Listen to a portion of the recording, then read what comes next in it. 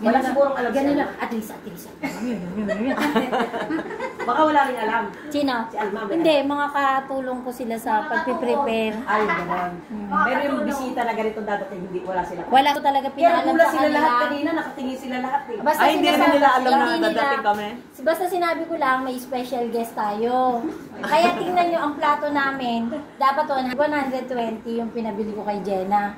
Saka yung mga baso, kutsara. Lahat 120 kasi may bisita. Tapos siya sabi niya, dagdagan mo yung ganito. Hindi na, wag na. Tama na yan. Kanina nga nagagalit sa akin. Pinipigilan ko na sabi ko kung pa ako sana.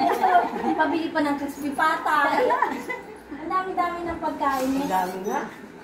Nabili ko. Ang dami sa labas, ang dami pa rin dito. Sa labas, nasimot naman na. Nasimot Simot? Nasimot mo na sa Yun eh, kanila. ito. Yung ulo nga. Yung ulo kasi naging bungo. Sabi sa akin ni Kuya Narsing, mabisa akin na lang yung ulo. Ay, ayoko nga. Amin yung ipapaksiw ko yun eh. Hindi, sabi, tignan mo. Nakita ko talagang bungo. Grabe naman. Buti yung paa, hindi naging kuko na lang. Kasi nasa si yung buntot daw.